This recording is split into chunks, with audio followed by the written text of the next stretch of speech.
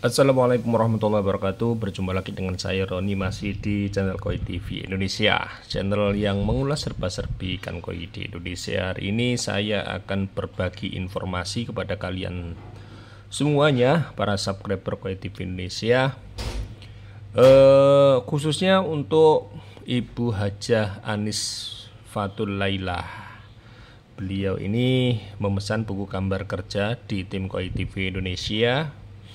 Bu Anis ini berada di Kota Sarang ya, Kota Sarang, Jawa Tengah, yaitu di sekitaran pondok pesantrennya Mbah Kiai Maimun Jubair.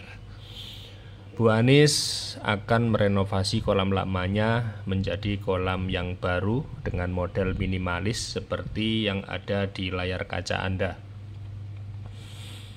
Jadi saya akan berbagi kepada kalian semuanya desain buku gambar kerja, desain kolam ikan koi milik dari Ibu Anis ya. Ibu Anis meminta kepada tim Koi TV Indonesia untuk membuatkan video tutorialnya mulai dari awal, dari pondasi sampai selesai, untuk panduan pekerjanya, agar dalam pelaksanaan nanti ini tidak tidak terjadi kesalahan ya, tidak terjadi kesalahan. Jadi seperti ini ya.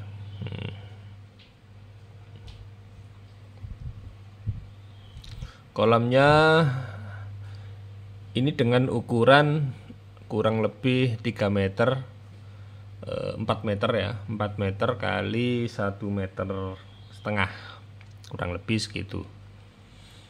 Langsung saja ya kita ulas kolam ini ya, khusus untuk Ibu Anis Fatul Laila. Kita akan buatkan video tutorialnya. Kita langsung bahas mulai dari layout ya. Ini kita hilangkan semuanya, ya.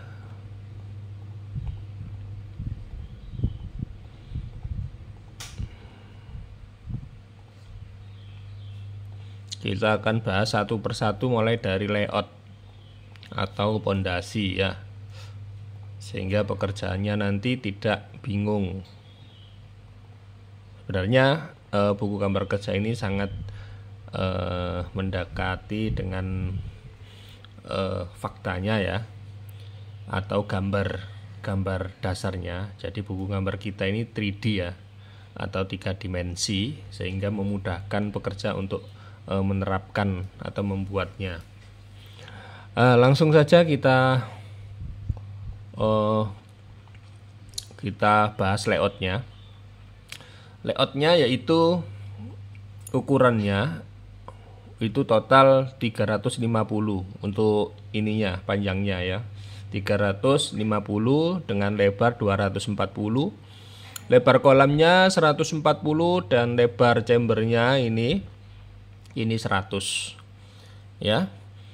Dengan lebar ruang chambernya itu di chamber pertama, ini chamber pertama ya, chamber pertama ini 60 cm, chamber kedua 88 cm, chamber ketiga 88 cm.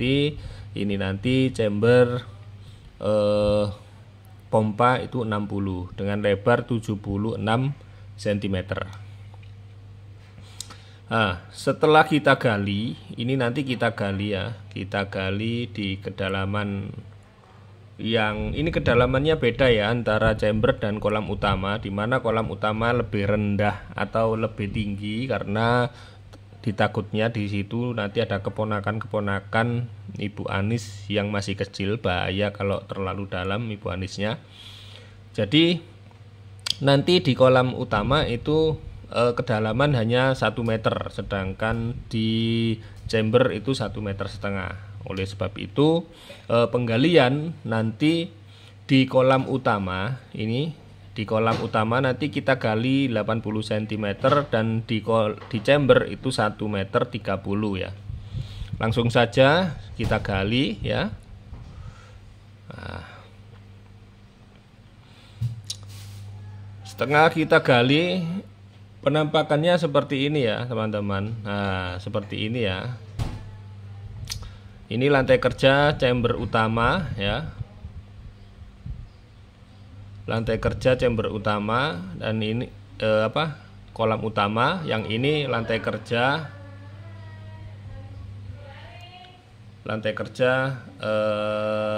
ini lantai kerja chamber.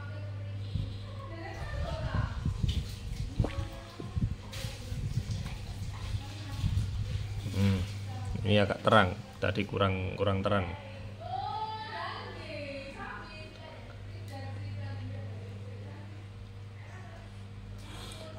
Jadi seperti ini ya. Ini. Jadi posisinya seperti ini. Setelah kita gali dan kita bangun lantai kerjanya ya, langkah pertama yaitu pemasangan pipa bottom trim ya. Pemasangan pipa bottom trim.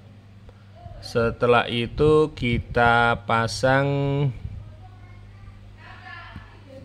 pipa skimmer ya. Skimmer di sini. Yang di chamber kita pasang pipa backwash ya. Pipa backwash. Seperti ini ya. Seperti ini.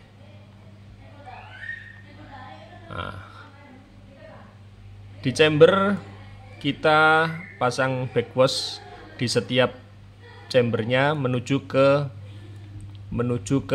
chamber pompa ya. Ini chamber 1, 2, 3 semuanya menuju ke chamber pompa.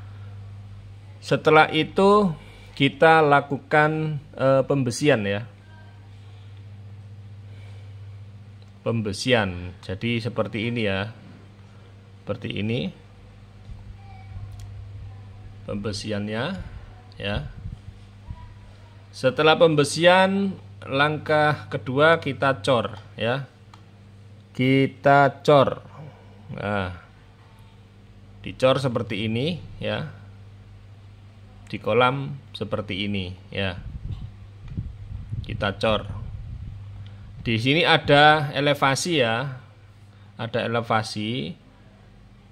Di chamber pertama ini cornya kita naikkan 10 cm, chamber kedua kita naikkan 10 cm, chamber ketiga kita naikkan 10 cm. Sedangkan di chamber pompa ini tidak perlu kita naikkan sesuai dengan cor pertama. Seperti ini. Ya. Lalu yang selanjutnya yaitu kita bangun dinding bagian bawah ya. Dinding bagian bawah.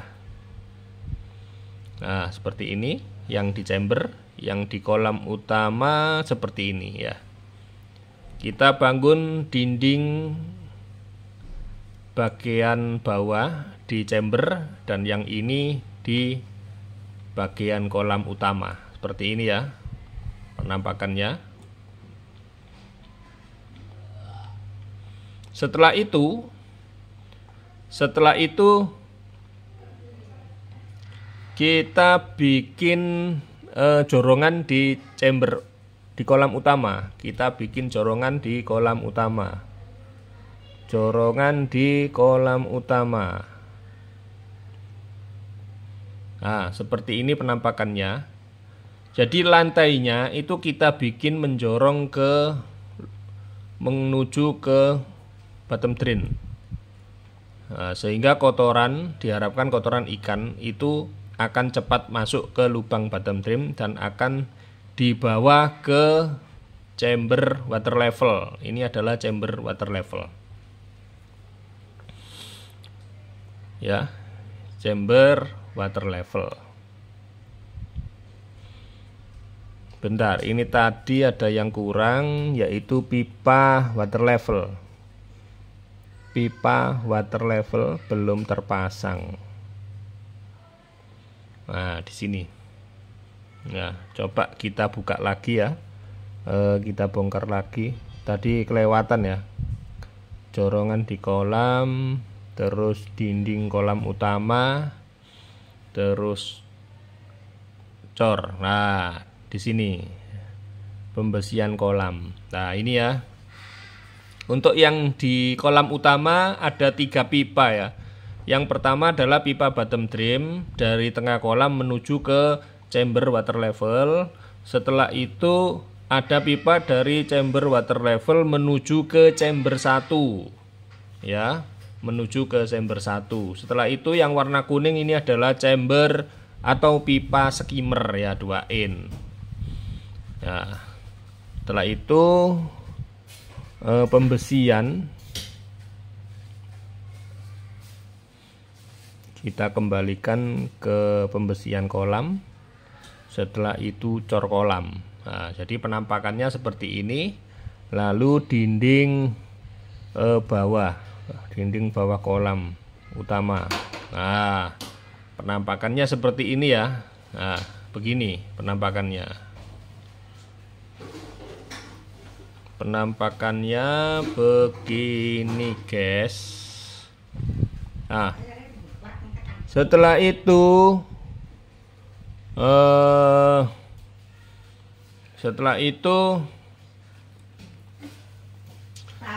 kita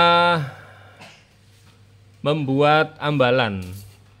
Oh, bukan ambalan. Memasang pipa antar chamber ya. Ini pipa antar chamber. Pipa antar chamber kita pasang. Nah, ini pipa antar chamber ini. Nah, seperti ini ya. Nah, ini pipa antar chamber itu posisinya ada di 10 cm di atas lantai chamber 1 2 3 ya. Ada di 10 cm.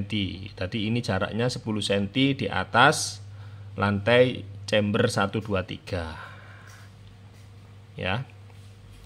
Setelah kita pasang pipa antar chambernya, yaitu kita bangun ambalannya. Nah, ini. Jadi seperti ini ya, teman-teman. Ambalan ini untuk apa sih? Ambalan ini untuk penyangga tataan media filter nanti. Jadi penyangga tataan media filter. Yang kedua untuk memperkuat ini pipa yang antar chambernya ini biar lebih kuat, kita bikin seperti ini ya. Nah, setelah seperti ini kita bangun atau kita bikin jorongan atau lantai chamber 1 2 3 kita bangun jorongan. Nah, kita bikin lantainya menjorong ke lubang backwash. Nah, seperti ini ya. 1 2 3 ya, seperti ini. Nah, setelah kita bangun jorongan apa? Ambalan. Oh, jorongan ya. Kita bangun jorongan. Seperti ini penampakannya. Yang tujuannya adalah untuk memudahkan kotoran ikan yang mengendap di bawah untuk masuk ke lubang backwash. Ini. Nah, ya. Setelah itu tatakan di mana? Tatakan di sini. Nah, seperti ini ya. Ini adalah tatakan. Jadi media filternya itu ada di atas sini. Sedangkan yang di bawah tatakan ini kosong untuk penampungan kotoran ikan ya. Nah, setelah itu baru kita pasang pipa aerasi yang ada di chamber dan yang ada di kolam utama. Aerasi di chamber dan di kolam utama. Yang di chamber itu kita pasang di chamber 1 2 3. Nah, ini chamber 1, pemasangannya seperti ini ya, teman-teman. Ya. Seperti ini, ada di atasnya tatakan. Ini chamber 2. Ini chamber 3. Fungsinya untuk apa? Nah, sekarang ini yang banyak sekali keliru ya, teman-teman, untuk mengeterapkan atau mempraktekkan di kolamnya. Jadi aerasi yang ada di kolam ini fungsinya adalah untuk mengaduk filter ketika dalam proses backwash ya. Jadi ketika proses backwash seperti yang ada di chamber pertama ini, ketika proses backwash ini dinyalakan. Kenapa harus kita nyalakan ketika backwash? Untuk mengaduk airnya, kotoran itu biar teraduk sehingga mudah masuk yang kotoran yang nempel di media-media filter di atasnya tatakan. Ini kita aduk dengan udara sehingga kotorannya ketika kita backwash itu akan tersedot, ikut tersedot. Jadi seperti itu. Jadi ini tidak dinyalakan ketika proses sirkulasi air kolam berjalan. Ketika dinyalakan ketika proses aerasi kolam berjalan, ini akan mengaduk media sehingga medianya ini akan masuk ke chamber berikutnya dan tidak bisa terfilter dengan maksimal. Jadi itu fungsinya. Nah, sedangkan di kolam utama, aerasi di kolam utama ini nyala terus. Ketika proses sirkulasi air ini nyala terus ya. Nyala terus. Di sini ada stop krannya untuk mengatur, untuk ini mematikan yang ke chamber, yang ini ke kolam utama. Seperti itu ya. Setelah itu kita pasang instalasi pompa ya. Kita pasang instalasi pompa seperti ini ya. Ya. Ini pasang instalasi pompa. Yang hijau ini, yang ke atas ini ke waterfall ya. Sedangkan yang bawah ini yang merah ke got. Jadi ada dua jalur. Ketika proses backwash, yang ke waterfall ini kita tutup, sedangkan yang ke got itu kita buka ya. Begitu. Jadi ini pompa ini adalah mempunyai dua fungsi, yaitu fungsinya untuk sirkulasi dan untuk proses backwash. Ini pompanya.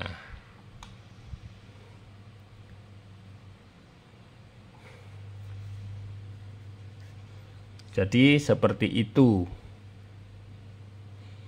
Nah, ini di sini pipa penutup backwash antar chamber, setiap chamber. Nah, proses backwash bagaimana proses backwashnya? Nah ini, ketika proses backwash, pertama kita matikan pompa ya. Setelah itu kita tutup stop run yang ke waterfall dan kita buka stop run yang ke got. Lalu kita nyalakan dan kita buang air yang ada di chamber pompa.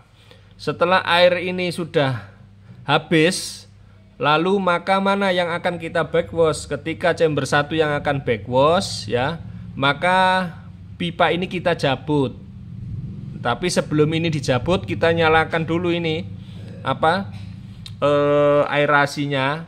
Agar apa? Agar kotoran yang ada di bawah, yang nempel-nempel di bawah itu biar teraduk, sehingga ketika kita jabut, maka kotoran itu akan masuk ke sini dan kita keluarkan melalui pompa menuju got. Jadi seperti itu ya. Begitu juga dengan chamber-chamber berikutnya, prosesnya sama seperti itu. Nah, lalu kita pasang dinding kolam utama dan waterfallnya. Jadi begini ya penampakannya, seperti ini. Lalu kita pasang pipa water level. Pipa water level. Mana ini? Pipa flow water level. Ini. Ah, ini. Pipa flow water level. Lalu kita pasang di sini apa namanya,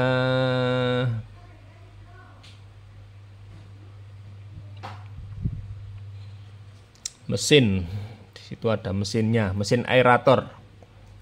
Nah, mesin aerator ini aerator di sini ya. Sekalian di sini bisa untuk ini, bisa untuk apa namanya?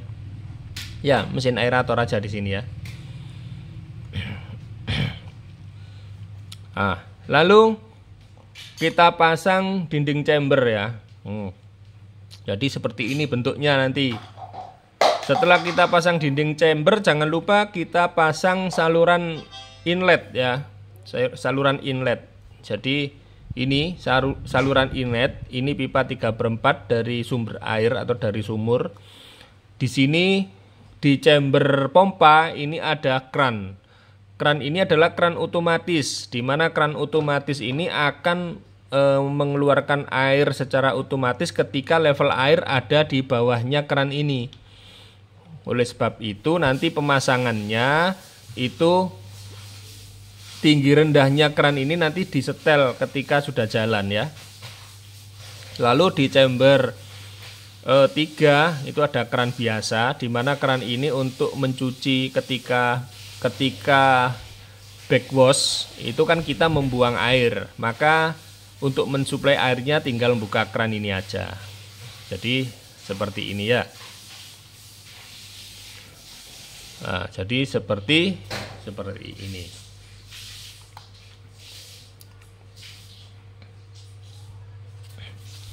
Lalu sudah semuanya ya, sudah semuanya. Nah, ini ada pipa flow. Ini pipa flow ini penting ini. Flow skimmer. Nah, ini pipa flow dari water level, ini dari skimmer ya. Dan ini pipa skimmernya yang berada di kolam utama.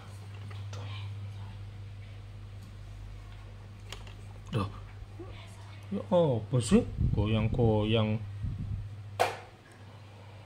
Karo syuting ah.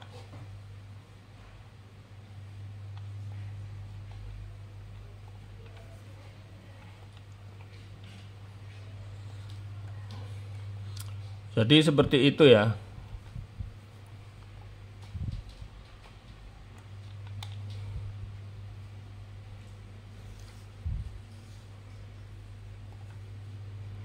Ini kita bangun backdropnya, gazebo, kita masukkan air, kita masukkan ikannya. Lalu seperti ini ya.